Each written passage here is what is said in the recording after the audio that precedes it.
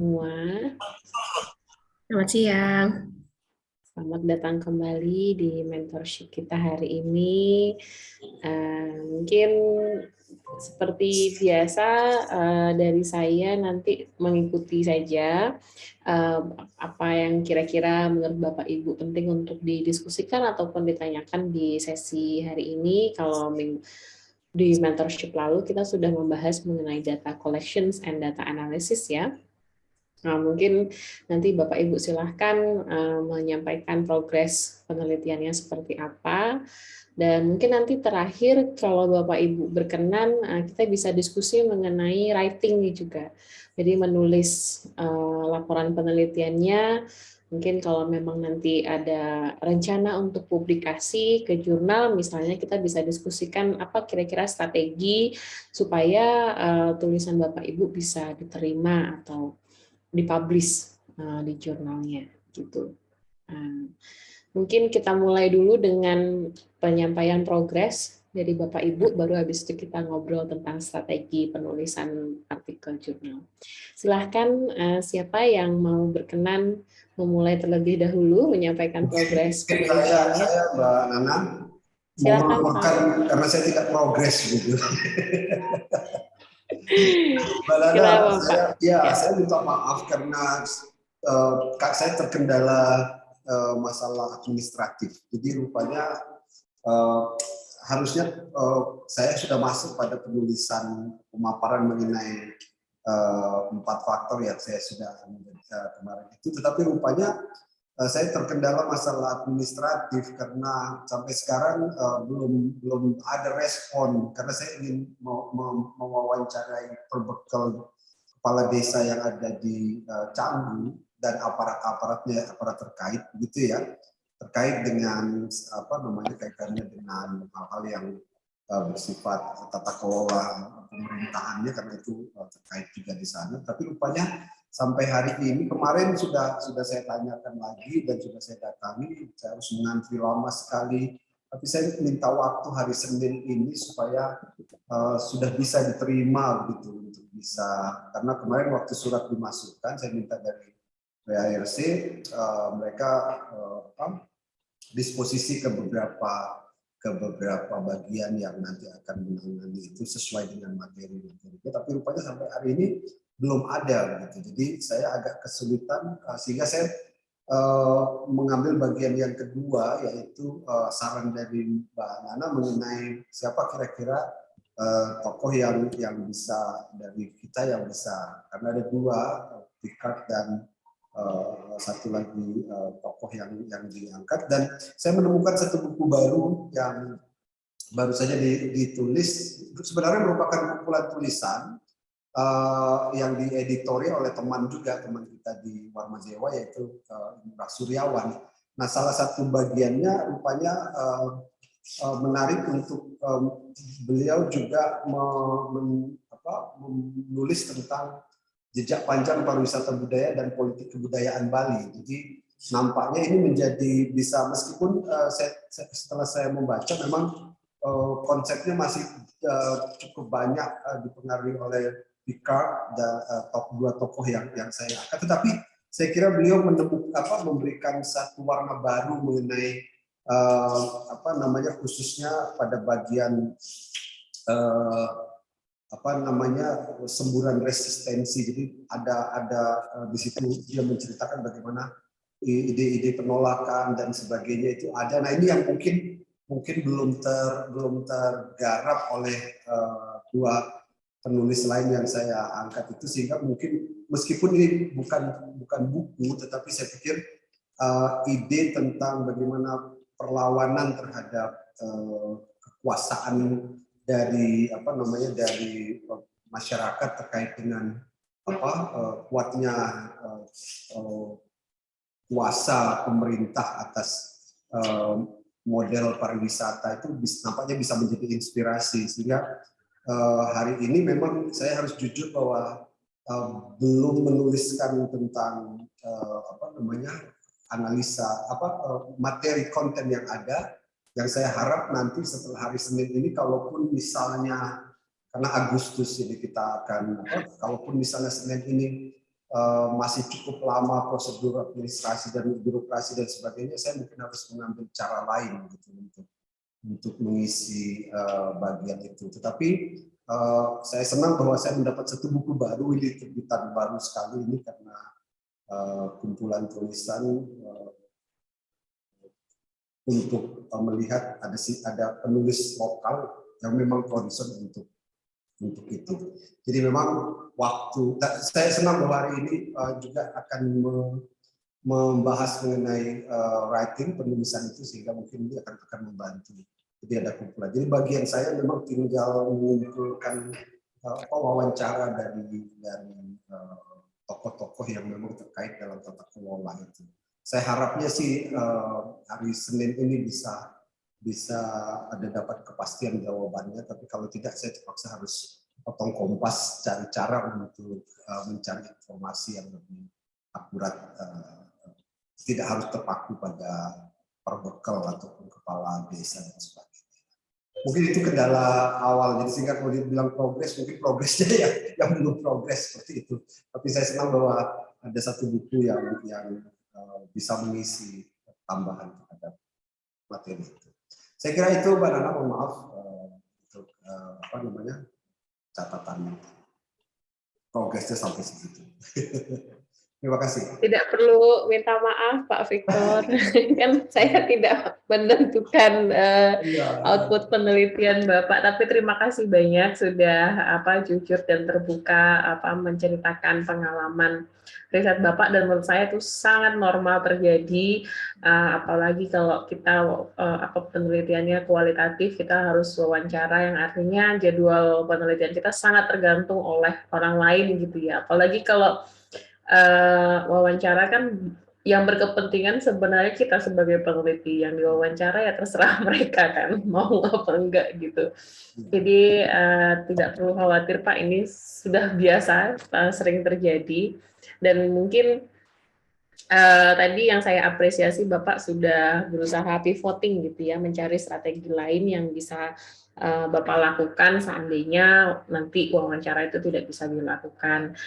Mungkin tadi dengan adanya buku baru, Bapak bisa mempertimbangkan melakukan kajian literatur begitu ya, literatur review sebagai nanti metode penelitiannya seandainya nanti betul-betul sampai di akhir tidak bisa wawancara.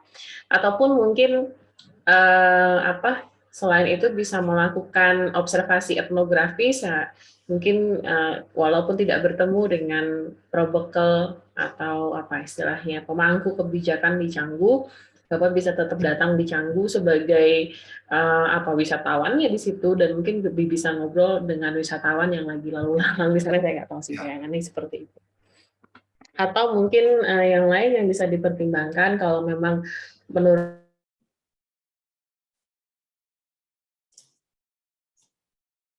Halo. Sepertinya terputus Pak koneksinya Mbak Nana. Ya, kayaknya ya. Sama ya, saya juga di sini nggak dengar. Tapi sama Pak, saya juga belum wawancara lapangan. Mbak Nana, sudah bisa lagi?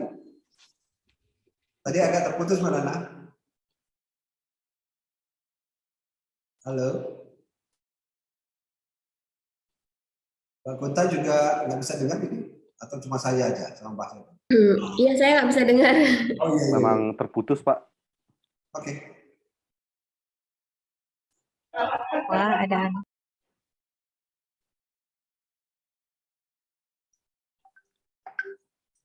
Mira mungkin bisa dihubungin lagi Mbak Nananya. Iya, mungkin ibunya juga lagi nyoba join. Lah, oh, ini ada Anastasia Novlina. Anas yang join. Malah ganti sama Anas ya. Anas jangan dipaksain, Nas. Wih, muka kaki kok lesu pucat banget. Aduh, infusnya masih kelihatan. Nas, jangan gitu. Ampun, sakit apa jangan gitu. Oh, tiba-tiba mati lampu katanya. Nih, masih di mute Nas, nih itu udah emang sakit. Dipaksa sih. Mbak Nana, saya minggu depan boleh nggak mentoringnya? Oh, Mbak Nana. Oh, Sabar. Anas di rumah sakit apa, Nas? saya di Trijata, Profesor. Di mana? Trijata, Rumah Sakit Bayangkara. Oh iya, cepat sembuh ya, Nas ya. Apa, Nas? Iya. Oh ya, oke. Mak disuruh kontak perawat. Aku kan jatuh kok bulan lalu di Jakarta. Terus jatuh di tangga, tak diem. Boleh Mbak Anastasia nanti. Yang penting Mbak Anastasia sembuh dulu. Ini dulu, fokus dulu sama kesehatan, nanti kita bisa lanjut. Ini mohon maaf, ini sepertinya sinyalnya kurang baik, jadi nanti kalau putus-putus, mohon maaf saya pakai HP ini, Zoom-nya. Dimaklumkan Mbak Nana. Oke, dimaklumkan. Oke, kalau gitu lanjutlah teman-teman yang presentasi. Saya. Cepat sembuh, Nas. Oke, Nas. Speed recovery, Nas. Yuk. Ya, baik tadi Pak Victor, mohon maaf ya tadi terputus di ini ya tadi ya strategi mengambil data yang lain ya. Tadi yang mau saya sampaikan tuh terakhir, tadi saya sempat lihat website di Google itu Canggu tuh punya website ya kalau nggak salah Pak, Canggu apa gitu namanya, Canggu Badung gitu kalau nggak salah tadi saya coba cari di Google. Nah, tadi maksud saya kalau memang Pak Victor masih butuh perspektif gitu atau kebijakan dari pemangku kebijakan di Canggu, mungkin bisa mencari di situ dulu gitu Pak. Tapi saya tadi belum cek jelas ya, apakah ada informasi atau mungkin pengumuman-pengumuman dari pemerintah setempat. Tapi mungkin bisa jadi alternatif informasi untuk Bapak, kira-kira begitu. Terima kasih, Mbak Nana. Iya, sama-sama Pak Victor. Jadi jangan khawatir Pak, itu apalagi kalau sama pemerintah itu kan memang agak susah ya mencari aksesnya. Ya, saya nunggunya kelamaan ini, saya bilang waduh. Sampai kemarin ketinggalan beberapa kegiatan hanya ngurusin bagian ini. Ya, tapi saya ada janji hari Selasa, bukan Senin, Selasa untuk ketemu dengan staf beliau. Jadi nanti dari situ saya lihat bagaimana progres, artinya apa yang alternatif yang mau kita. Baik. Ya, mudah-mudahan nanti lancar hari Selasa, Pak, ketemuan. Ya, terima kasih. Ya, saya kira itu Mbak Nana, dari saya. Mohon maaf ini progresnya segitu. Iya, baik Pak Victor. Selanjutnya, monggo siapa antara Mbak Kunta atau Mas Hadi? Boleh, saya. Ya, silahkan Mbak Kunta. Karena kemarin saya yang sering minta pendahuluan soalnya. Jadi sekarang saya yang terakhir aja, Mbak Nana. Oke, terima kasih Mbak Nana, terima kasih Hadi. Selamat siang juga Pak Victor. Kira. Sebetulnya saya juga sama sih Mbak, belum berprogres nih. Tapi saya rencananya itu turun ntar malam gitu untuk ke pasar. Dan ada draft yang sudah saya buat, mungkin bisa saya share ya. Apa ada yang perlu ditambahkan atau bagaimana? Jadi saya ada 45 istilah COVID yang sudah diterjemahkan dan memang sudah oleh Badan Bahasa, ini sudah resmi digunakan. Cuma pertanyaan saya, apakah saya harus memilih lagi dari 45 terminologi yang sudah diterjemahkan ini, ataukah saya boleh tanya ke 45 terminologi ini, Mbak? Ini 45 pemilihan 45 terminologi ini gimana Mbak Kunta? Mungkin bisa cerita kenapa memilih 45 ini? Sebetulnya 45 ini memang yang sudah terdata secara resmi oleh Badan Bahasa dan juga di Kementerian Komunikasi.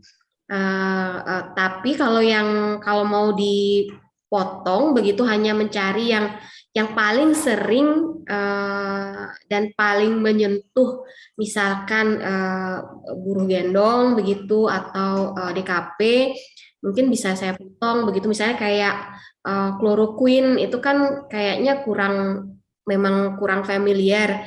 Bahkan di saya pun mungkin juga kalau tidak karena menekuni misalnya penerjemahan di bidang ini juga mungkin nggak terlalu familiar dengan istilah kloroquine ini. Kemudian misalnya ada yang paling akhir itu ada zoonosis seperti itu.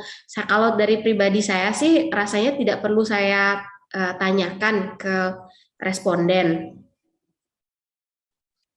Oke, baik Mbak Kunta, ini mungkin saya sepakat kalau memang Mbak Kunta mau seleksi mungkin diseleksi, tapi nanti ini akan menjadi bagian dari transparansi penelitian. Jadi saran saya nanti ketika menulis papernya gitu ya, di bagian metode penelitian nanti Mbak Kunta sampaikan proses kita hari ini. Misalnya pertama penulis menyeleksi 45 terminologi yang didapatkan dari tadi sumber-sumber itu ya. Lalu setelah mendapatkan 45 terminologi ini, penulis memutuskan untuk melakukan seleksi. Nah, seleksi ini harus kita buat kriterianya yang justifiable, Mbak. Maksudnya kriterianya apa nih? Apakah dari sisi popularitasnya mana yang lebih sering dipakai, atau dari sisi mana yang sebenarnya sangat berkaitan langsung dengan objek penelitian atau subjek penelitiannya. Misalnya mungkin hal-hal yang berkaitan dengan penggunaan alat kesehatan pribadi.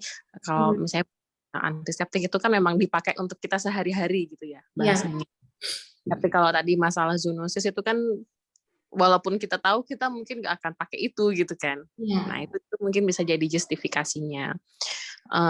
Lalu dari sisi jumlah menurut saya, karena ini kan nanti Mbak Kunta melakukan survei personal langsung ya ke tiap orang gitu kan. 45 mungkin kebanyakan Mbak, takutnya nanti mereka di terminologi ke-10 udah aduh capek Mbak nggak mau lagi gitu kan bisa. Oke. Jadi mungkin bisa dikurangi lagi ya, bayangan saya sekitar 20-an mungkin bisa. Iya. 25 gitu bisa. Oke. Nah, mungkin nanti untuk protokol penyeleksiannya Mbak Kunta bisa membuat kategori tadi ya, dari terminologi ini mana yang berhubungan dengan personal use gitu, penggunaan pribadi sehari-hari, mana yang berkaitan misalnya dengan kebijakan gitu, kayak misalnya melakukan karantina dan lain-lain.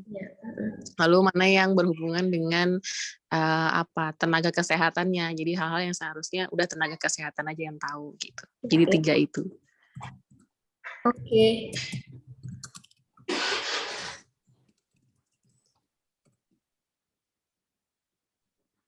Halo? Oke, terima kasih Masih banyak. terdengar nggak Mbak suaranya? Kedengaran. Putus-putus ya? Enggak, jelas kok. Halo, Mbak Nana?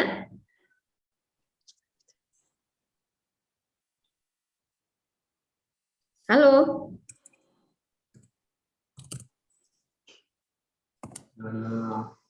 Ya terputus lagi tuh Mbak, koneksinya Mbak Nana.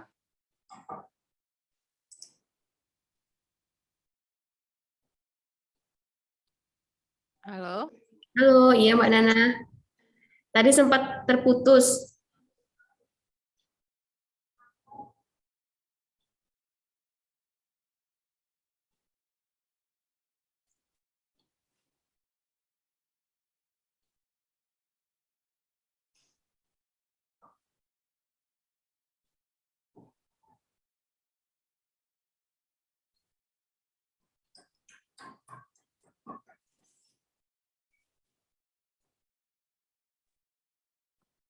Kita tunggu lagi berarti ya. Iya. Mbak Kunta masih di kampus, Mbak? Masih?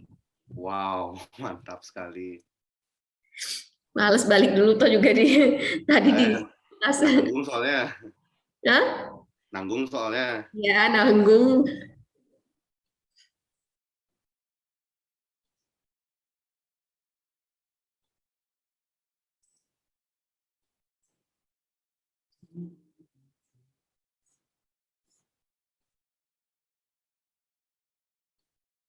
Bro Hadi, besok itu jam berapa kita ada acara di kampus ya, Bro? Yang acara apa ini katanya arisan ya? Salah ya? Arisan itu Pak ya? Iya. Oh iya itu. Entah masuk ke personal use, kebijakan kah, atau yang berhubungan dengan tenaga kesehatan. Ya, ya. Oh berarti udah ini ya. Mungkin itu sih Mbak. Tadi dari sisi jumlah, oke sudah ya 20 sampai 25. Ya. Baik.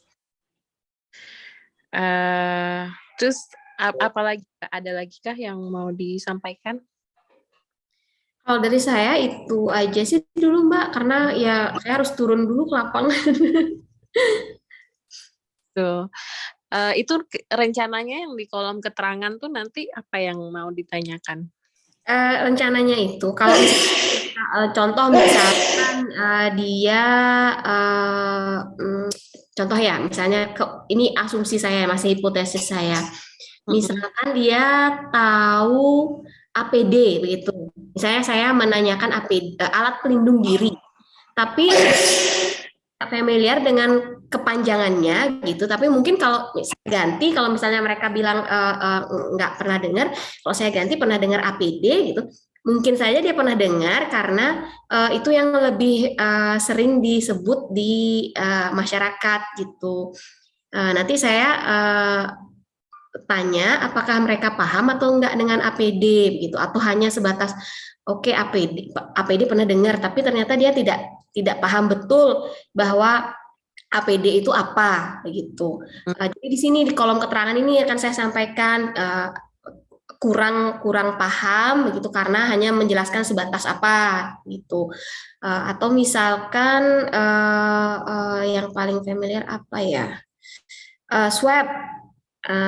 Mungkin kalau tes usap mereka justru bingung begitu, tes usap gitu. Tapi kalau misalnya swab mungkin mereka bahkan lebih populer swab, kata swab ketimbang usap begitu. Jadi di keterangan, di kolom keterangan itu saya akan cantumkan apakah kenapa mereka yang mana mereka lebih familiar begitu. Oke, berarti ini ya yang dijelaskan sinkron dan tidak sinkron antara jawaban 1, 2, dan 3 itu ya. Apa keterangan detailnya di antara itu.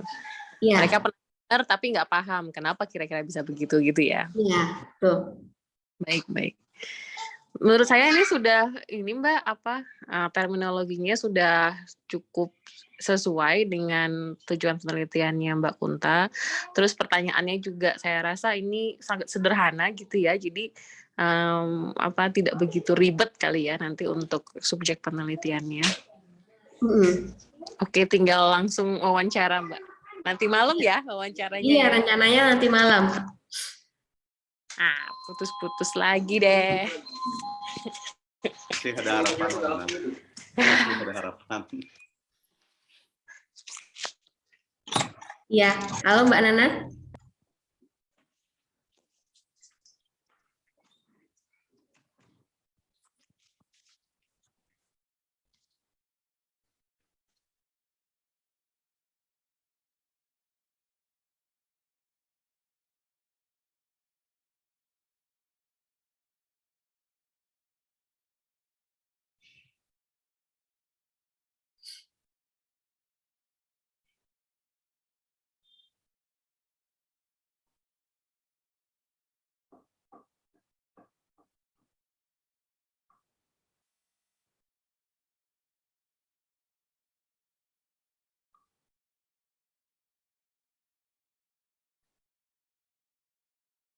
Iya, Mbak Nana menghilang.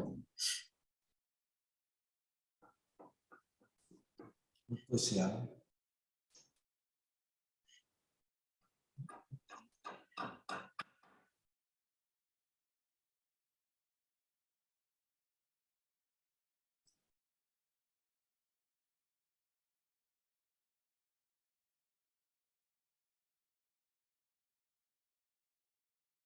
lagi di luar kota mungkin ya.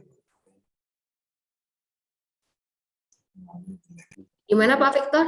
Mungkin Pak ya. Lagi di luar kota mungkin. Lagi vacation. Pak Victor baca bukunya Pak Ngurah itu yang judulnya apa tuh Pak? Kayaknya saya juga tertarik buat baca tuh. Ini sebenarnya bukan dia editor, ada beberapa Iya. perspektif cendekiawarma dewa.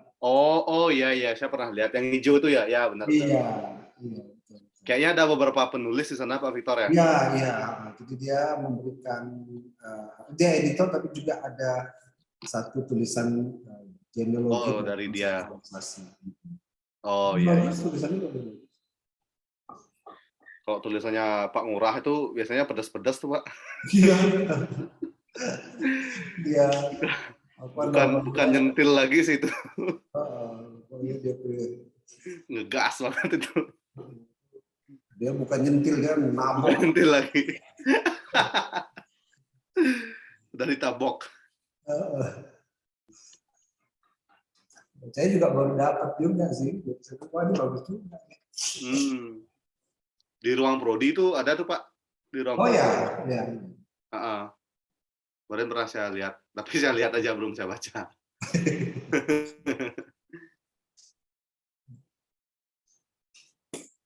Nah, ini Mbak Nana udah balik. Oh iya. Halo, akhirnya sudah. Alhamdulillah sudah kelihatan. Nyala ya. Sudah nyala lagi lampunya, untungnya tidak panjang ini lampunya. Mungkin ada pemadaman Mbak ya? Ya suka, nggak tahu nih di daerah saya tuh suka mati lampu seminggu bisa 3 kali. Padahal udah komplain juga itu sama PLN.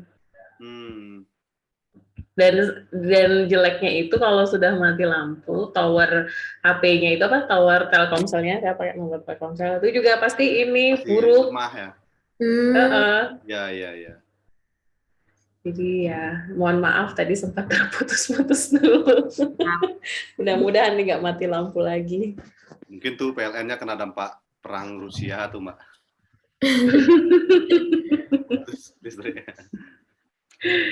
Iya. Mbak Kunta tadi berarti ini ya tinggal persiapan untuk nanti malam ya wawancaranya ya. Baik, semoga lancar Mbak Kunta wawancaranya. Ada lagi nggak Mbak Kunta yang mau ditanyakan atau apa nih persiapan? Dari saya nggak sih Mbak. Mungkin nanti saya lebih ke gimana menulisnya itu loh. Oke, habis ini kita bahas ya. Baik, kalau begitu terima kasih Mbak Kunta. Sekarang kita lanjut. Silahkan Mas Hadi. Iya, saya share screen. Oke, sudah kelihatan ya Mbak Nana ya? Ya, sudah kelihatan. Oke, jadi cuma mungkin kurang besar Mas Hadi. Oh, kurang besar ya? Kurang besar. Oke, selamat siang Mbak Nana, Pak Victor, Mbak Kunta. Izin saya diberikan waktu untuk menyampaikan progres. Mungkin bisa dibilang belum progres secara signifikan ya. Karena ini beberapa progres yang saya buat ini merespon dari masukan dari Mbak Nana yang disampaikan pada pertemuan sebelumnya gitu. Jadi berdasarkan pertemuan sebelumnya, Mbak Nana memberikan masukan yaitu membuat sebuah kodifikasi. Jadi proses atau alur sekuritisasi OPM itu menjadi kelompok teroris itu seperti apa. Kurang lebih saya buat sederhana seperti ini, Mbak Nana. Gitu. Saya buat berdasarkan tiga klasifikasi, yaitu pertama adalah proses non politis, kedua adalah proses politis, dan yang ketiga adalah proses sekuritisasi. Kalau di proses non politisnya itu saya ambil dari 2 insiden, yaitu ini lebih kepada aspek-aspek ekonomi, jadi itu seperti yang tertera di layar, bagaimana Ketua MPR dan juga Kepala BPS itu sama-sama menyatakan bahwa tambang itu harus jadikan sebuah fokus penghasilan ekonomi di Papua, terutama di daerah pegunungan dan di Mimika gitu. Kemudian aspek politisnya itu saya mulai dari tahun 2019. Sebenarnya kemarin saya inginnya mulai dari tahun 2017, Mbak Nana. Itu karena istilah atau terminologi kelompok teroris pertama kali itu yang disematkan kepada OPM di Papua itu pertama kali dikeluarkan tahun 2017 gitu. Tapi ketika saya mencari data-data di tahun 2017, saya rasa itu jadi jatuhnya itu sangat luas sekali karena nggak ada aspek-aspek politis dan non politis lain yang mengarah ke kebijakan sekuritisasi itu. Jadi saya ambil fokusnya dari tahun 2019 gitu. Jadi ini ada beberapa aspek politis, yaitu beberapa pernyataan dari Menteri BUMN, kemudian MPR RI, kemudian dari Menko Polhukam, dan dari Kepala Staf Presiden bahwa sama-sama menyampaikan bahwa perlu dibuatkan sebuah sebuah upaya untuk peningkatan kesejahteraan dan juga keamanan di Papua begitu. Karena bagaimanapun juga ketika misalnya ekonomi itu ingin ditingkatkan, di sisi lain aspek keamanan harus diprioritaskan juga. Kurang lebih seperti itu pernyataan-pernyataan yang saya peroleh dari beberapa sumber ini yang sudah saya sisihkan juga. Jadi saya mendapatkan beberapa sumber ini saja. Kemudian mulai menuju ke aspek sekuritisasi. Nah, di sini baru saya kemudian mulai dari tahun 2017 karena terminologi kelompok teroris itu setelah saya baca referensi dan berita-berita dan sebagainya, memang pertama kali itu dikeluarkan tahun 2017 melalui Ketua MPR RI pada saat itu, yaitu Zulkifli Haslan. Kemudian dilanjutkan tahun 2018 oleh Ketua DPR yang juga sekarang menjadi Ketua MPR, yaitu Bambang Susatyo. Kemudian di tanggal 29 April 2020 barulah pemerintah itu melalui Menko Polhukam Mahfud MD resmi menyatakan bahwa OPM itu menjadi kelompok separatis teroris. Dan ini ada satu momentum krusial yang saya ambil sebagai pemicu lah ya kenapa OPM itu kemudian bisa tiba-tiba dijadikan kelompok teroris, itu karena terjadinya penembakan kepala BIN Papua. Ini dinyatakan langsung oleh Pangdam Kodam di daerah Papua tersebut. Dan kemudian 3 hari berselang dari insiden tersebut, pemerintah resmi kemudian mengeluarkan statement bahwa OPM itu menjadi kelompok separatis teroris. Sedangkan di periode-periode sebelumnya, kita lihat di tahun 2021 Maret, sebenarnya BNPT sudah mengusulkan bahwa OPM itu sudah harus dimasukkan ke dalam kelompok teroris, tapi mengingat nggak ada momentum atau nggak ada tragedi yang terjadi, sehingga itu sedikit ditunda. Sebelumnya juga seperti itu, di tahun 2018, sebenarnya sempat ada beberapa momentum seperti tahun 2017 itu ada penyanderaan beberapa masyarakat, ribuan masyarakat Papua oleh kelompok OPM, tapi mungkin pemerintah pada saat itu merasa bahwa itu belum begitu urgent untuk dijadikan kelompok teroris dan belum mendapatkan dukungan publik yang luas. Mungkin seperti itu pertimbangan pemerintah yang akhirnya penembakan BIN itu yang kemudian menjadi momentum kunci begitu, Mbak Nana. Kemudian di tahun 2021, 27 Mei, BNPT juga mengeluarkan statement bahwa ada beberapa nama, 5 nama anggota OPM yang masuk ke dalam daftar teroris atau singkatannya adalah DTT-OT gitu. Jadi sudah menjadi buronan seperti itu. Kemudian data terakhir yaitu tahun 2021 15 Desember, yaitu Wakil Presiden kita Pak Mahfud MD, Pak Maruf Amin itu menyatakan bahwa pendekatan yang akan lebih banyak digunakan di Papua itu untuk sekuritisasi di Papua adalah pendekatan dengan metode teritorial. Maksudnya adalah Pangdam, Kodam, Babinsa, dan beberapa instansi yang memang fokus bekerja di Papua itu yang akan menjadi leading sektor yang nanti untuk menumpas OPM yang ada di Papua seperti itu. Sebenarnya saya membuat tabel yang cukup banyak, karena kemarin saya ingin mengaitkan fenomena OPM menjadi kelompok teroris ini ke fenomena pemekaran yang ada di Papua gitu. Apakah OPM atau menjadikan OPM itu kelompok teroris itu menjadi salah satu gate atau pintu masuk agar pemerintah nasional itu lebih leluasa bisa melakukan pemekaran di Papua seperti itu. Tapi setelah saya baca-baca dan saya pertimbangkan lagi, saya rasa itu terlalu luas jatuhnya penelitian saya, skupnya. Jadi saya kembali lagi ke rencana awal, yaitu hanya menyelidiki proses dari sekuritisasinya saja, begitu Mbak Nana. Jadi kemungkinan-kemungkinan lain seperti adanya fenomena pemekaran di Papua, mungkin itu akan bisa menjadi bahan riset untuk riset selanjutnya. Tapi untuk riset ini saya kembali fokuskan pada proses sekuritisasinya. Nah, kemudian kemarin juga Mbak Nana memberikan masukan, yaitu membuat sebuah timeline ya. Timeline-nya itu apakah tragedi-tragedi ini bersifat linear gitu dari tahun ke tahun itu ada polanya, atau by tragedi atau by momentum gitu. Kalau saya melihatnya itu by momentum atau by tragedi, Mbak Nana. Jadi tidak rapi berdasarkan pola begitu. Misalnya di tahun 2019 pemerintah menetapkan ini eskalasi ancamannya meningkat dan lain sebagainya. Saya melihatnya tidak seperti itu, tapi lebih pada momentum. Kalau ada momentum yang tepat untuk digunakan mengganti terminologi, saya rasa pemerintah akan menggunakan momentum tersebut. Kurang lebih timeline-nya seperti ini yang saya amati dari referensi-referensi dan jurnal yang saya baca. Pertama sekali adalah upaya untuk menjadikan OPM ini sebagai kelompok teroris itu bermula dari adanya keinginan pemerintah untuk meningkatkan kesejahteraan ekonomi di Papua gitu. Melalui caranya adalah dengan optimalisasi tambang-tambang yang ada di Freeport, di Intan Jaya dan di beberapa daerah yang ada di pegunungan Papua. Mendapatkan masalah yaitu terjadi ancaman-ancaman keamanan dari OPM. Salah satunya tahun 2017 itu ada penyanderaan oleh OPM kepada ribuan masyarakat di sana, yang kemudian akhirnya pemerintah berpikir bahwa kalau keamanannya ini masih terganggu, maka ekonominya itu nggak akan bisa stabil, maka produksi tambang di Freeport itu akan terus terhambat. Maka dari itu pemerintah kemudian ingin menciptakan kondisi yang aman di Papua gitu agar ekonomi lebih stabil, dan ini juga menimbulkan masalah, yaitu terjadi penyerangan-penyerangan di daerah sekitar pertambangan di Freeport yang akhirnya karena upaya-upaya yang sebelumnya dilakukan oleh Polda Papua, Bin Papua itu dianggap belum optimal dan belum maksimal, maka digantikanlah atau dibuatkanlah sebuah terminologi bahwa kelompok OPM itu menjadi kelompok teroris.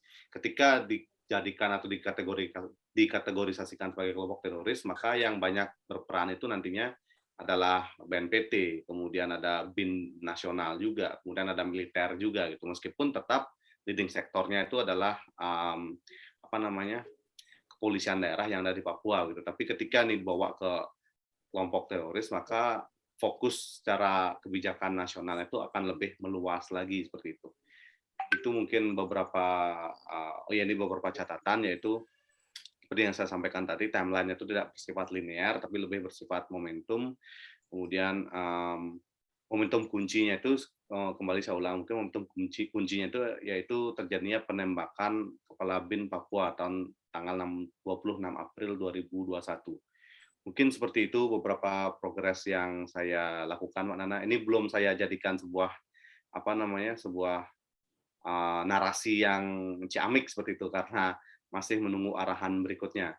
Mungkin kurang lebih dari itu, seperti itu dari saya. Terima kasih. Baik, terima kasih Mas Adi atas presentasinya.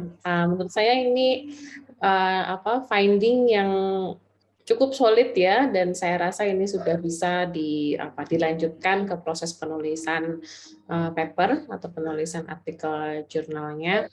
Mungkin tadi satu temuan tentang ini ya, momentum kunci yang menurut Mas Hadi terjadi itu kan ketika terjadi pembunuhan Kepala BIN itu ya. Nah, ini mungkin yang perlu saya rasa ini akan menjadi salah satu temuan utama ya dari penelitiannya Mas Hadi, dan mungkin yang perlu menurut saya yang perlu Mas Hadi lakukan adalah menambahkan detail dari momen ini gitu.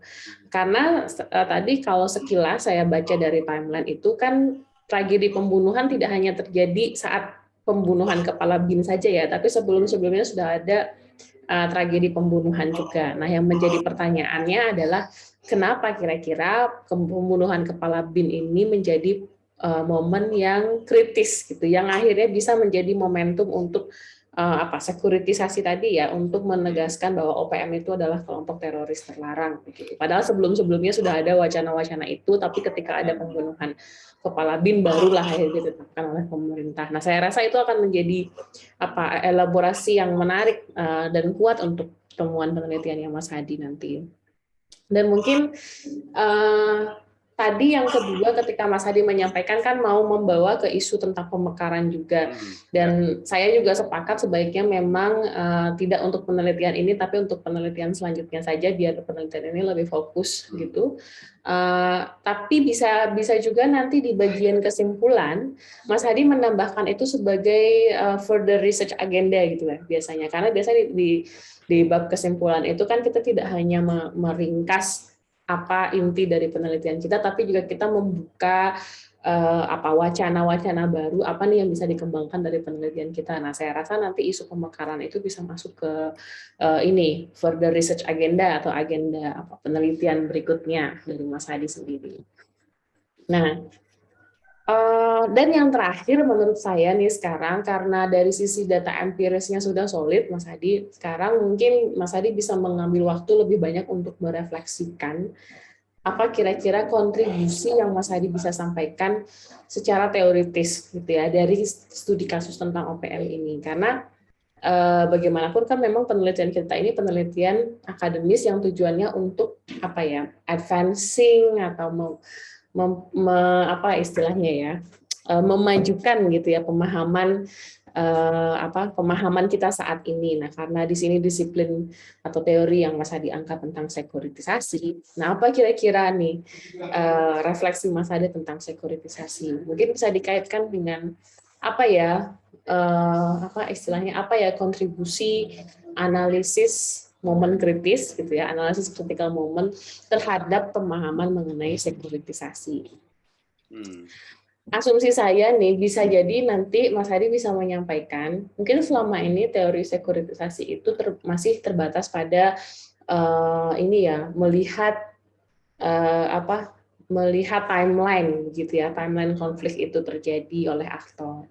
Nah, bisa jadi dalam kalau asumsi saya sekarang, saya bisa melihat penelitian Mas Hadi ini menyampaikan bahwa belajar sekuritisasi itu juga bisa dimulai dengan momen kritisnya dulu. Kita mencari tahu dulu mana nih momen yang menyebabkan sekuritisasi itu terjadi. Nah, itu bisa jadi ininya, kontribusinya menurut saya. Tapi nanti Mas Hadi bisa pertimbangkan ya, refleksikan lebih mendalam lagi apa nih kira-kira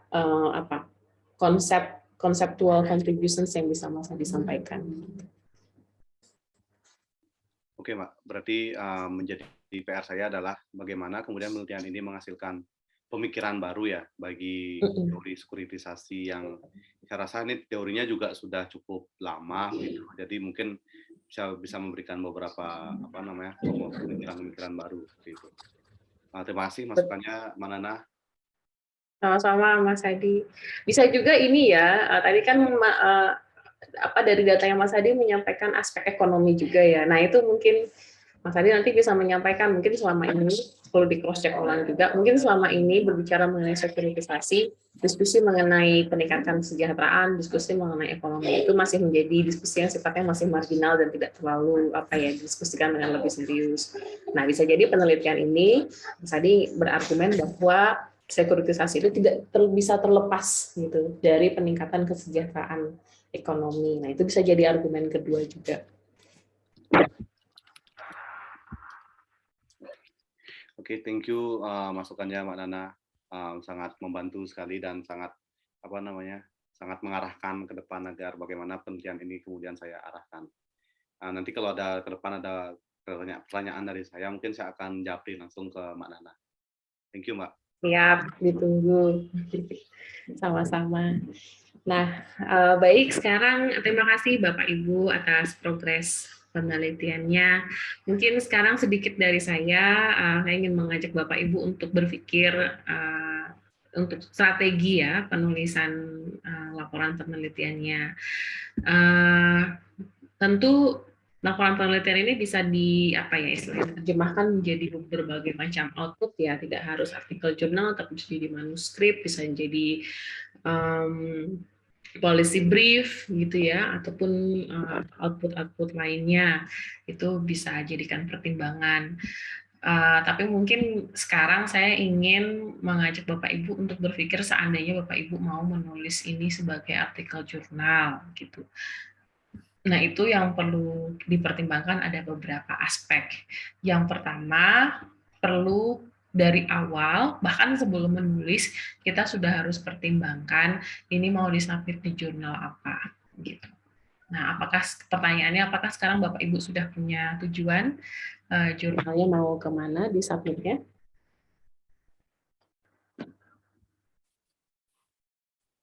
Nanti belum. Ya, nah mungkin tujuan target. Maunya kalau saya rencananya di Translation and Interpreting Journals. Itu jurnal internasional, Mbak. Bahasa Inggris. Iya. Oke. Translation and interpreting.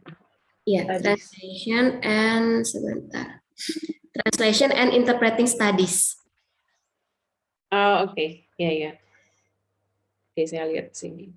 Nah, nanti mungkin saya ini dulu ya, menjelaskan dulu strategi-strateginya, nanti kita bisa diskusi lebih lanjut lewat tanya jawab. Jadi yang pertama, menentukan dulu tujuan jurnalnya apa, dan ini pemilihannya juga bisa sangat praktis gitu, Bapak Ibu. Setahu saya kalau misalnya ini untuk apa istilahnya, kalau dari asisten ahli ke lektor kepala itu apa ya istilahnya, golongan kah? Kepangkatan. Fungsional. Lupa. Ya, nah itu perlu dicek juga gitu ya. Karena misalnya dari kalau saya minimal jurnal Sinta 6 masih bisa gitu. Tapi nanti coba Bapak Ibu cek untuk kepangkatan Bapak Ibu minimal butuh jurnalnya jurnal Sinta berapa gitu kan. Itu yang kalau jurnal nasional. Ataupun kalau Bapak Ibu mau ke jurnal internasional karena di institusi Bapak Ibu ada hibah gitu kalau misalnya berhasil publish di jurnal internasional. Nah, itu juga bisa dipertimbangkan. Jadi pilih dulu jurnalnya, submitnya mau ke jurnal apa. Kedua, setelah tahu mau submit ke jurnal apa, silahkan spend waktu Bapak Ibu untuk riset dulu di jurnal tersebut ya, paper-paper yang sudah terbit di jurnal itu apa. Ada nggak paper-paper yang judulnya mirip atau topiknya mirip dengan penelitian Bapak Ibu gitu. Kalau sebisa mungkin harus ada karena biasanya editor gitu ya pasti akan melihat apakah paper ini ada kontribusinya terhadap perdebatan akademis yang sedang terjadi di jurnal. Mungkin misalnya contoh kalau dari Mas Hadi, apakah ada jurnal yang paper yang menulis tentang Papua di jurnal itu? Kalau misalnya belum ada, mungkin apakah ada yang menulis tentang sekuritisasi gitu? Atau kalau belum ada, apakah ada yang menulis tentang kelompok teroris? Nah, itu sebisa mungkin menemukan jurnal-jurnal yang topiknya mirip dengan tulisan Bapak Ibu. Nah, kalau sudah ketemu, silahkan pilih mungkin sekitar beberapa paper di jurnal itu yang topiknya mirip gitu ya, dan sempatkan waktu untuk melakukan review singkat gitu. Apa kira-kira argumen yang sudah dibahas gitu? Apa kira-kira topik yang sudah dibahas di paper ini? Dan apa kira-kira perbedaan dari penelitian atau paper yang Bapak Ibu tulis? Nah, itulah yang akan menjadi salah satu theoretical gap-nya nanti atau kontribusinya. Jadi setelah Bapak Ibu ketemu gitu ya papernya, biasanya nanti Bapak Ibu bisa tuliskan entah di bagian introductions atau di bagian conceptual framework, di bagian ini ya, landasan teorinya. Jadi Bapak Ibu nanti bisa menyampaikan di jurnal tadi misalnya contohnya jurnal yang Mbak Punto, jurnal Translation and Interpreting gitu ya. Di jurnal ini sudah ada penelitian tentang terminologi COVID misalnya gitu. Tapi misalnya saya nggak tahu nih setelah membaca ternyata udah ada yang berbicara mengenai terminologi COVID, tapi ternyata belum ada yang mengangkat tentang pandangan buruh lokal atau pandangan buruh perempuan. Nah, itu misalnya. Nah, itu yang menjadi kontribusinya Mbak Kunto nanti. Mbak Kunto akan menyampaikan penelitian ini akan berkontribusi untuk memberikan pandangan mengenai buruh perempuan tentang terminologi COVID seperti itu. Atau bahkan misalnya bisa dibuat lebih general juga. di jurnal ini sudah membahas tentang terminologi kesehatan, tapi ternyata belum ada yang membahas spesifik tentang COVID, maka kontribusinya di COVID itu. Atau misalnya dia mau membahas tentang konteks Indonesia. Kenapa konteks Indonesia penting? Karena ini membahas tentang konteks negara berkembang, di mana banyak juga pekerja yang ada di sektor informal. Nah, itu akan menjadi kontribusi buat Untel. Itu menurut saya strategi, karena biasanya ketika kita sudah berhasil menunjukkan ke editor jurnal bahwa paper kita itu engage gitu ya dengan jurnalnya mereka, itu kemungkinan besar untuk bisa diterima. Gitu. Jadi tadi memilih jurnal, lalu melakukan riset apa yang sudah dibahas di jurnal itu, gitu ya. Lalu yang ketiga, sekarang baru kita fokus ke sistematika penulisannya gitu. Nah, ini saya tidak bisa memberikan banyak arahan ke Bapak Ibu karena menurut saya menulis itu style ya, style pribadi kita masing-masing gitu ya. Hanya mungkin dari saya kayak syarat minimum tulisan yang baik, pasti yang pertama abstrak. Orang sering sekali fokus dengan paper tapi lupa menulis abstrak yang menarik gitu. Jadi menurut saya abstrak yang menarik itu sudah eksplisit dari awal rumusan masalah yang mau diangkat apa. Lalu metode penelitian ini yang sering saya temui itu jarang ditulis Bapak Ibu. Jadi cuma nulis argumennya tapi nggak nulis metodenya apa. Padahal sebagai pembaca kita tuh pengen tahu cara si penulis ini menemukan jawabannya tuh seperti apa gitu. Jadi tulislah metode penelitian yang eksplisit gitu ya. Nggak harus panjang karena ini hanya abstrak, tapi eksplisit. Misalnya eksplisit maksud saya melakukan wawancara ke berapa orang, melakukan tadi misalnya kalau Mas Hadi melakukan analisis media dari tahun berapa ke tahun berapa jumlah artikel yang dikumpulkan. Nah, itu kalau sebisa mungkin eksplisit disampaikan di abstrak. Baru yang terakhir adalah argumen, langsung eksplisit saja. Apa temuan atau argumen penting dari paper ini. Itu yang menurut saya penting untuk dituliskan di abstrak. Baru setelah itu kita masuk ke bagian pendahuluan, introductions-nya. Nah, di introductions tentu stylenya bisa macam-macam Bapak Ibu. Ada yang suka pakai data-data empiris dulu di awal gitu ya. Kalau misalnya data COVID menyebutkan tentang berapa persen korban COVID, bla bla bla dan lain-lain. Ada juga yang memulai dengan berbicara theoretical konsepnya dulu, misalnya dari sisi translasi. Seringkali misalnya permasalahan sosial itu terjadi karena adanya mistranslations. Nah, itu bisa menjadi kalimat kunci, kalimat nendang gitu ya, untuk pembukaan paper. Nah, itu tergantung style Bapak Ibu masing-masing. Tapi yang penting di introductions itu setidaknya ada 3 hal Bapak Ibu. Yang pertama, urgency. Itu sangat penting. Kenapa topik ini penting untuk dibicarakan? Kenapa sih belajar mengenai terminologi COVID itu penting? Kenapa sih belajar mengenai sekuritisasi Papua itu penting? Kenapa belajar mengenai pariwisata gitu ya di Canggu itu penting? Lalu yang kedua, setelah urgensi, rumusan masalah, problematisasinya seperti apa? Sebisa mungkin menurut saya paper yang baik itu punya rumusan masalah yang eksplisit disampaikan di bagian introductions. Dan yang terakhir, struktur paper. Jadi biasanya di paragraf akhir introductions itu akan menuliskan paper ini akan menuliskan bab kedua tentang landasan teorinya, bab ketiga tentang metodologi, bab 4 tentang temuan, bab kelima tentang kesimpulan, misalnya gitu. Nah, lebih baik lagi kalau Bapak Ibu bisa menambahkan 1-2 kalimat lagi, misalnya bab kedua chapter kedua akan membahas mengenai landasan teori tentang apa, misalnya tentang perkembangan sekuritisasi dari tahun berapa sampai tahun berapa, misalnya gitu. Atau bab kedua akan membahas tentang pandangan berbagai macam perspektif atau pandangan tentang pariwisata di Bali. Nah, itu tambahkan sebisa mungkin tambahkan 1 atau 2 kalimat lagi dalam struktur paper. Sudah, itu bagian introductions. Lalu di bagian kedua, landasan teori.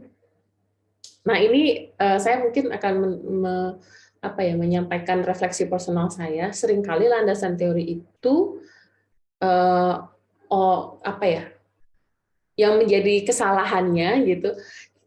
Para penulis itu sudah menuliskan apa landasan teorinya, tapi di akhir mereka tidak menyampaikan gap-nya apa gitu.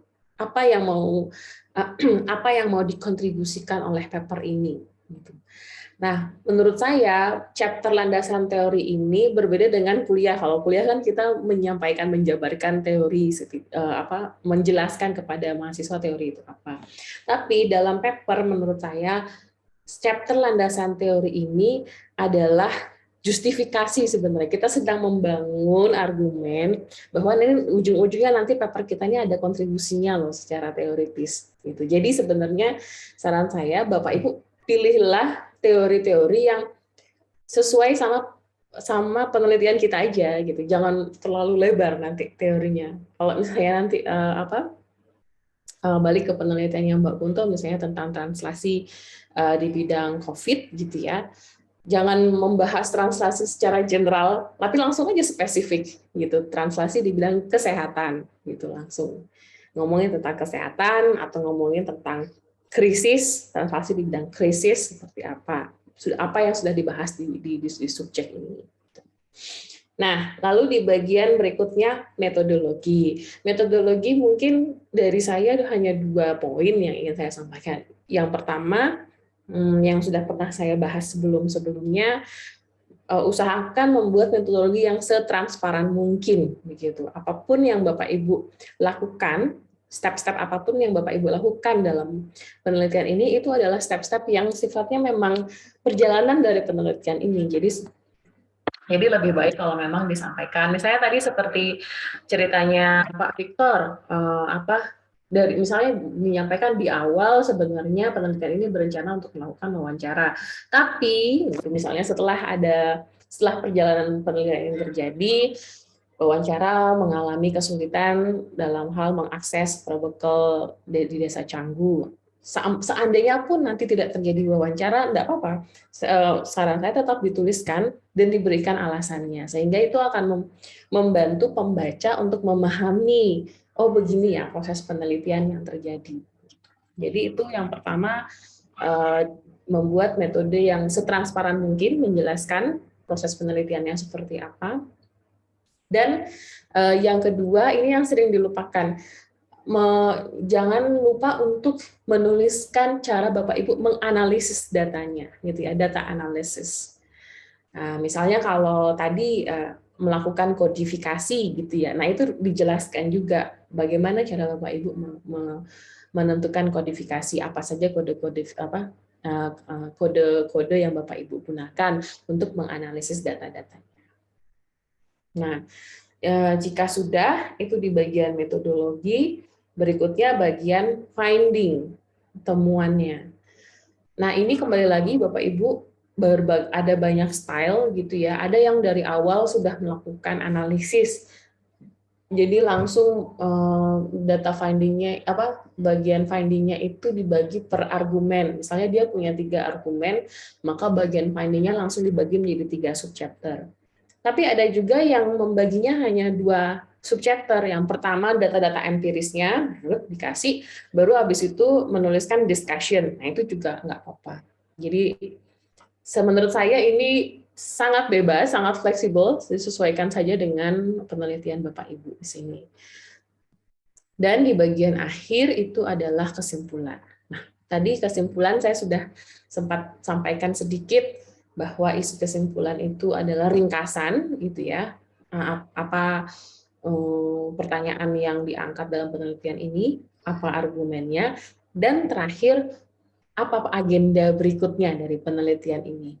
Nah, bisa jadi juga kalau Bapak Ibu bisa menambahkan limitasi di sini. Sekiranya nanti menurut Bapak Ibu, wah kayaknya mungkin nanti akan ada yang protes atau ada yang nggak setuju gitu ya. Misalnya, kenapa yang diangkat hanya buruh-buruh? Kenapa nggak mengangkat apa istilahnya pekerja-pekerja informal lain gitu ya, seandainya gitu. Nah, itu bisa dituliskan di bagian kesimpulan. Limitasi dari penelitian ini adalah memang jadi kita mengakui bahwa penelitian kita bukan penelitian yang paling sempurna gitu kan. Kita menceritakan ya penelitian ini hanya mengambil data-data dari sekian-sekian yang ada di lokasi ini dengan profesi seperti ini. Baru setelah itu, nah, penelitian-penelitian berikutnya bisa memperkaya kajian ini dengan menambahkan subjek-subjek penelitian lain atau lokasi lain, data-data lain. Nah, itu bisa menjadi strateginya. Jadi kesimpulan itu ringkasan penelitian, limitasi, dan further research agenda. Nah, poin yang terakhir yang tidak kalah penting itu referensi. Nah, kembali lagi nanti referensi, saya rasa setiap jurnal itu punya style referensi masing-masing ya. Kadang-kadang agak ini juga sih, merepotkan juga, tapi ya mau nggak mau kita harus mengikuti style jurnalnya tadi ya. Jadi ketika Bapak Ibu sudah menentukan jurnal, jangan lupa untuk melihat aturan referensi di jurnal itu seperti apa. Nah, baru setelah itu, kalau ini jurnal nasional, mungkin tidak perlu language editing ya, tapi kalau ini jurnal yang internasional, saran saya mungkin kalau ada resource-nya gitu ini dulu minta jasa language editor dulu untuk memastikan standarnya sesuai gitu. Tapi kadang-kadang language editor itu mahal juga ya. Iya, karena ini kadang ya ini sedikit ketidakadilan yang terjadi di jurnal internasional juga.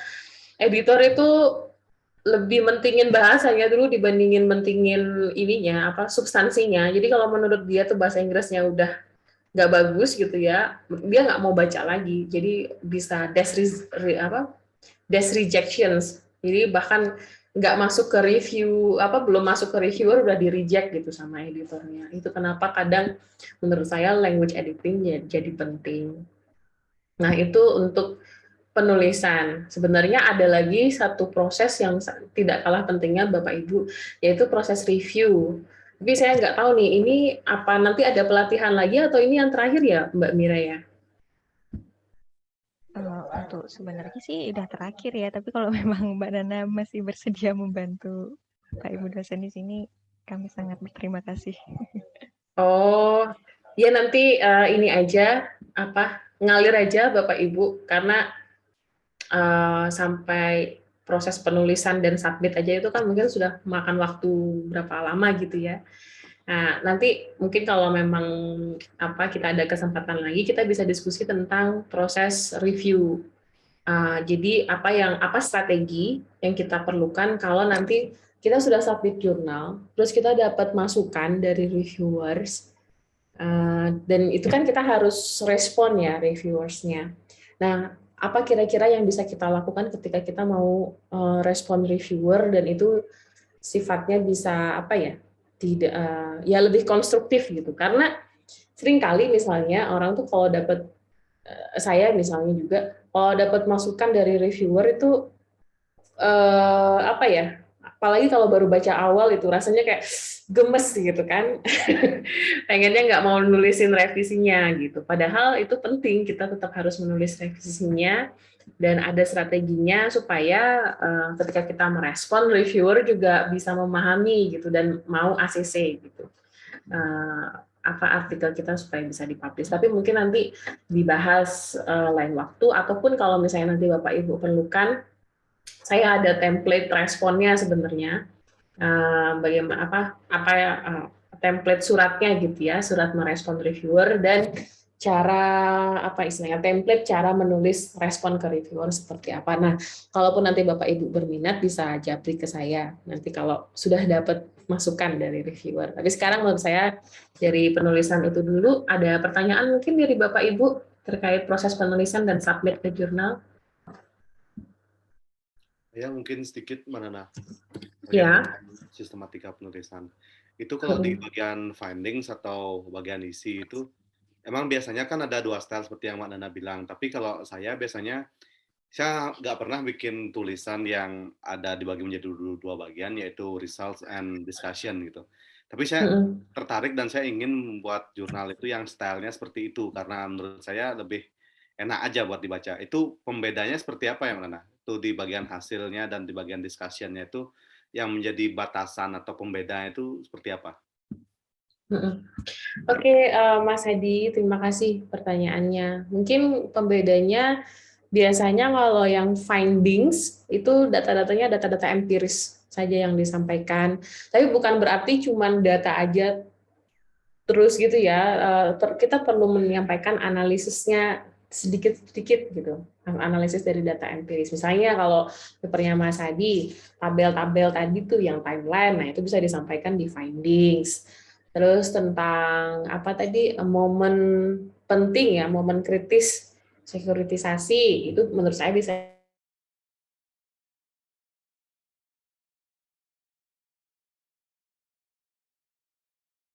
Putus lagi ya? Lampu lagi. Seperti ada pemadaman lagi ya.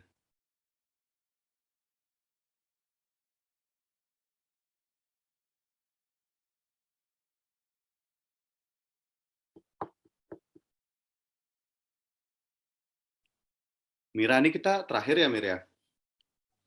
Iya, 3 bulan kan. Oh 3 iya ya. kali. Terus untuk gini ya, pengumpulan apa sih namanya? Progres proposal itu kapan ya?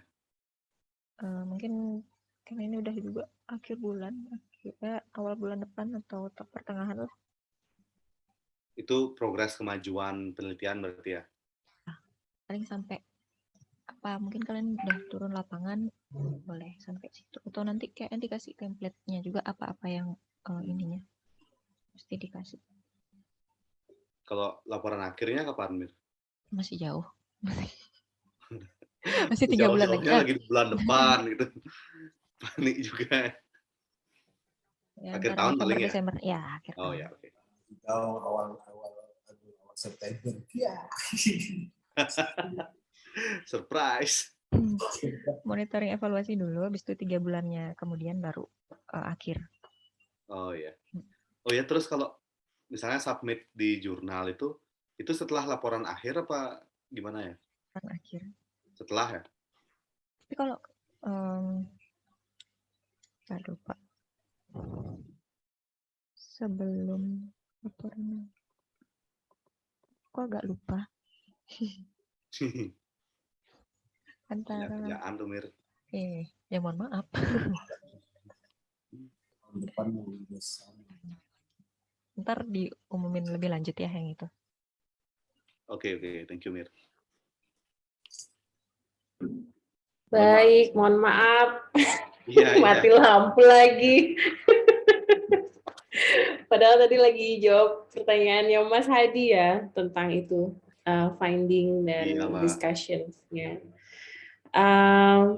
Mungkin kalau saya lanjutkan tadi sampai ini ya, kalau finding itu kebanyakan data empirisnya yang disampaikan, tabel tadi, terus momen-momen kritisnya apa. Istilahnya tuh first order learning-nya di bagian finding. Lalu di discussion-nya itu kita membahas tentang second order learning sebenarnya. Jadi apa refleksinya kalau ditarik ke angkat gitu, ditarik ke atas gitu ya, apa what can we learn gitu dari data-data empiris tadi yang bisa diterjemahkan ke konteks-konteks lain gitu. Kalau di bagian finding, misalnya tadi kan kalau papernya Mas Hadi hanya membahas konteks di Papua, membahas konteks Indonesia, gitu ya. Nah, di bagian discussion, bayangannya itu Mas Hadi membahas mengenai sekuritisasi secara general. Jadi apa argumen-argumen yang bisa, kalau misalnya argumen ini dipakai di konteks negara lain selain Indonesia, itu kira-kira masih bisa nyambung juga, gitu. Misalnya tadi berbicara mengenai momen kritis, gitu ya. Nah, mungkin Mas Hadi bisa bercerita apa refleksi Mas Hadi terhadap momen kritis dalam diskusi mengenai sekuritisasi. Seberapa penting sih kita mempelajari momen kritis dalam sekuritisasi? Nah, itu kan bisa dipelajari juga dalam contoh studi kasus lain selain di Papua gitu. Jadi itu sih Mas Hadi menurut saya pembedanya. Jadi yang di discussions itu sebisa mungkin lebih general, lebih mendalam, dan bisa juga masih mensitasi atau ngambil referensi-referensi tentang teori sekuritisasi yang ada, itu bisa. Jadi kita berusaha nyambung lagi sama chapter 2 tadi tentang landasan teori. Nah, itu bisa di bagian discussion itu nulisnya. Berarti di discussion itu lebih banyak analisanya berarti Mbak ya? Ya, betul. Betul. Lebih banyak analisa yang generalnya ya, Mas Hadi. Tapi saya soalnya pernah nulis yang paper dramaturgi itu, A Critical Moment of Dramaturgy. Waktu itu saya nulis bagian discussion argumen-argumen yang general. Tapi waktu itu sama reviewer, saya dapat masukannya gini, loh ini nggak nyambung sama bagian finding-nya gitu. Jadi menurut si reviewer ini menjadi argumen yang seolah terpisah gitu. Nah akhirnya yang saya lakukan, saya bikin argumennya ada 3 argumen yang seingat saya ada di situ. Saya jelaskan dulu argumennya apa secara teoritis, terus saya sambungkan ke bagian finding. Argumen ini kalau dibawa ke studi kasus di bagian finding, dia bercerita tentang critical moment yang ini sama ini gitu. Jadi balik lagi sih Mas Hadi, itu akan tergantung reviewernya. Kalau nanti Mas Hadi dapat reviewer yang nggak mementingkan ini harus disambungkan, ya enak gitu. Tapi kalau mau antisipasi dari awal ya mungkin bisa dipertimbangkan itu juga ya, ada jembatan yang perlu dibangun antara finding sama discussion-nya. Oke, thank you Mbak. Sama-sama. Apa ada lagi pertanyaan dari Bapak Ibu? Silahkan. Mengenai penulisan. Terima kasih, Mbak. Ya, sama-sama Pak. Tapi kalau sudah ada jurnalnya bisa di-share di grup WhatsApp aja langsung ya. Mbak, saya mau nulis ke jurnal ini, nanti kita bisa diskusikan bareng-bareng di grup WhatsApp. Silakan Mbak Kunta, gimana? Mbak, saya masih ragu nih untuk yang findings. Kalau misalnya kayak Hadi gitu ya, ada 2 misalnya finding dan discussion gitu. Kalau misalnya di saya nih kan finding saya misalkan dari sekian terminologi A, B, C yang kurang dipahami atau ada mispersepsi begitu dari hasil terjemahan badan bahasa misalnya begitu. Nah itu kan saya taruh di findings. Nah di situ berarti saya juga jelaskan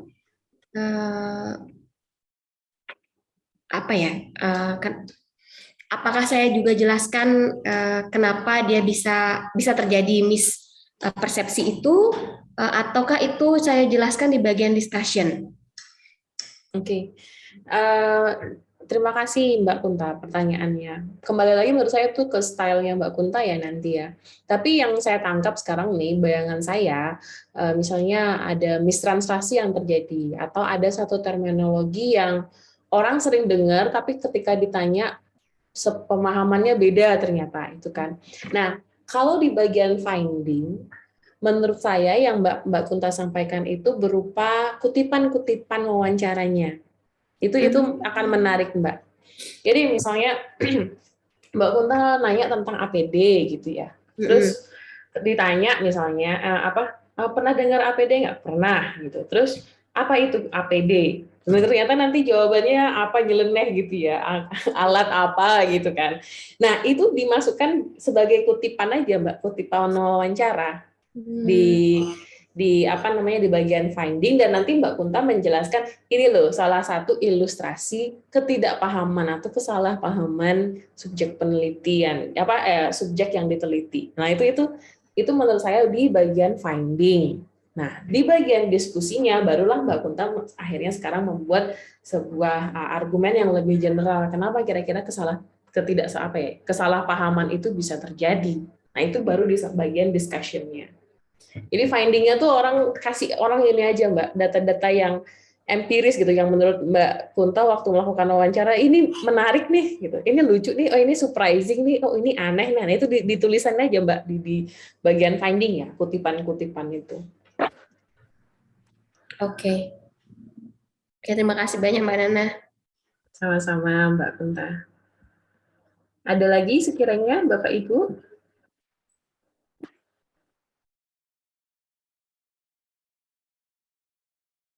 Jika sampun ya. Jika tidak ada, mungkin kita sudahi dulu mentorship kita hari ini, dan ini mentorship terakhir ya tadi dari Mbak Mira. Terima kasih banyak Bapak Ibu, mohon maaf kalau saya banyak salah kata atau juga banyak kekurangan dari saya mohon maaf. Terima kasih Bapak Ibu sudah berkenan berproses bersama. Saya doakan semoga penelitiannya lancar, bisa menghasilkan publikasi dan juga bermanfaat untuk keilmuan kita. Terima kasih Mbak Nana, sangat membantu kami. Terima kasih banyak Mbak Nana, terima kasih Ya, Mira. Mbak. Kami yang justru banyak berterima kasih Mbak. Betul. Pengalamannya. Dan mungkin nanti akan sering kami tanya-tanya juga ya, japri-japri ya, mungkin ya Mbak Kunta ya. Iya. Ya, mudah-mudahan bisa terus nyambung ya update-nya, silaturahminya. Ya, nanti bisa ini lagi. Baik, silahkan Mbak Mira, saya kembalikan lagi ke Mbak Mira. Ya, karena memang sudah disebut juga sama Mbak Nana, ini juga mentorship terakhir kita dari Warma Dewa Center beserta Bapak Ibu dosen yang sudah turut serta di sini. Makasih banyak buat Mbak Nana. Nanti kelanjutannya mungkin saya WhatsApp dan ada pengumuman-pengumuman juga buat Bapak Ibu dosen untuk laporan lanjutannya ya. Jadi semangat untuk yang melanjutkan laporan dan turun ke lapangan. Sekian dari kami. Terima kasih. Sampai jumpa. Sampai jumpa Bapak Ibu semua. Saya pamit dulu. Sama-sama. Jin. Semangat.